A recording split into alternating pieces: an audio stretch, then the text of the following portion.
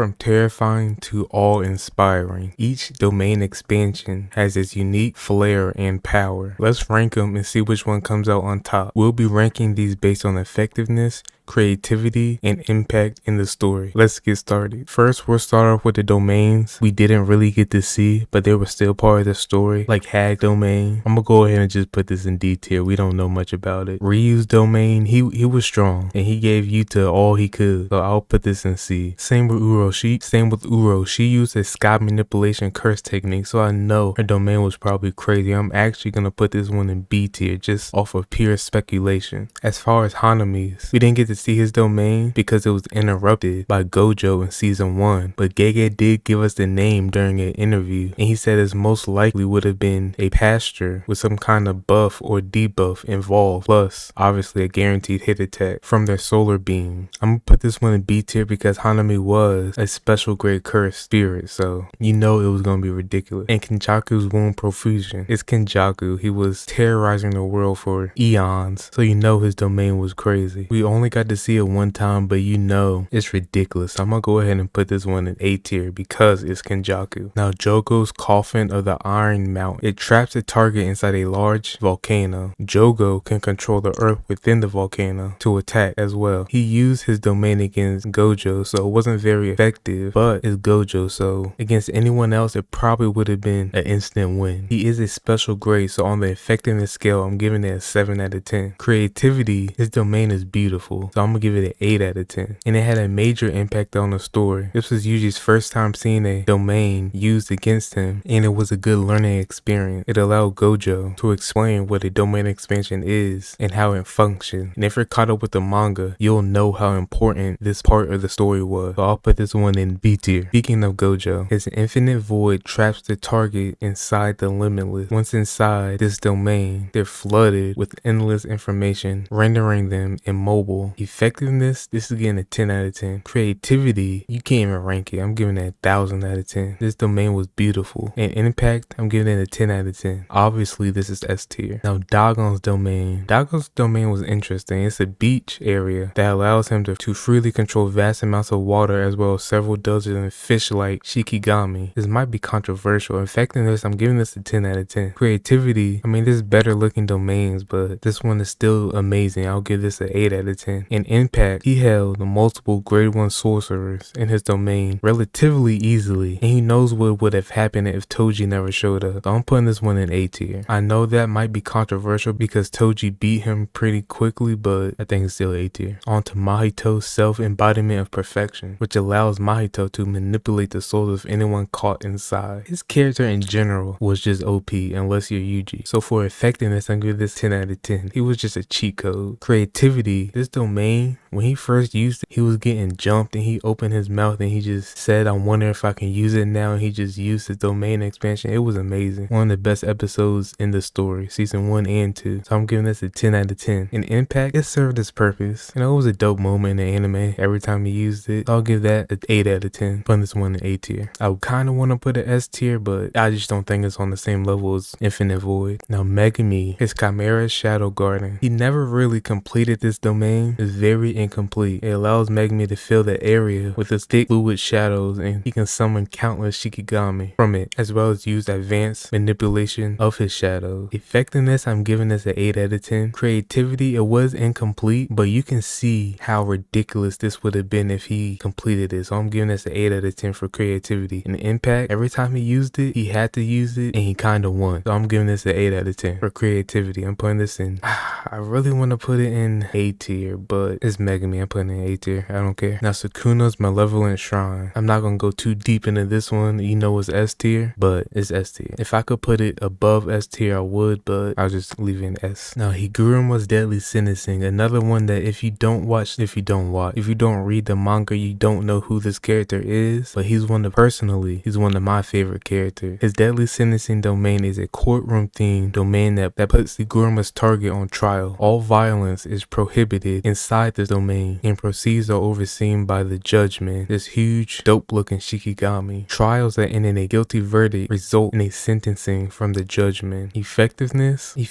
I'm giving this a 7 out of 10. Creativity, 10 out of 10. Impact, he used it 2 times. Once against Yuji, once against Yuji and Sukuna. Wait, yeah. I'm gonna be honest with you, I'm glazing S tier. I don't care. He's my favorite character, one of them. Okay, I'll put in A tier, but it's S tier in my heart. He was born a non-sorcerer, spoiler, and in a short amount of time, he was able to learn and use a domain expansions and fight side by side the main character of the story against the strongest character in the story. So Higuruma was an amazing fight. Now Hakari's Idle Death Gamble. It's a gambling themed domain that enters all participants in a gambling game. Hakari gains a temporary boost of unlimited curse energy if he hits the jackpot, which he always does. Hakari has been MIA. Well, if you're caught up with the manga, you've seen him recently, but it feels like he's been MIA for years. But he does have one of the coldest domain expansions in the story, and when it's animated, I know it's gonna look gorgeous, and it's very overpowered. I'm putting this in A tier. I know it looks weird, I'm putting a lot of these in A tier, but domain expansion is the peak of Jujutsu sorcery. It's been stated like that, and only top tier sorcerers can use this technique, so most of them are gonna be very powerful. Now Naoya Zenin's Time Cell Moon Palace. In his domain, his targets are hit with an animation frame, forcing them to abide by the 24 frames per second rule. Failure to follow this rule freezes them up, damaging their cellular structure and severely damaging them. This was an interesting domain. I didn't really expect him to have one. It was kind of cool to see an off character have a domain expansion. Maki still folding him up though, so I'll put this in C. I really want to put it in D because I don't like him, but C, I'll put it in C. Effectiveness, 2 out of 10. Creativity, it's kind of creative. I'll give that a 5 out of 10. And impact, 0 out of 10. Now Yorozu's threefold deflection. We didn't get to see too much of this domain.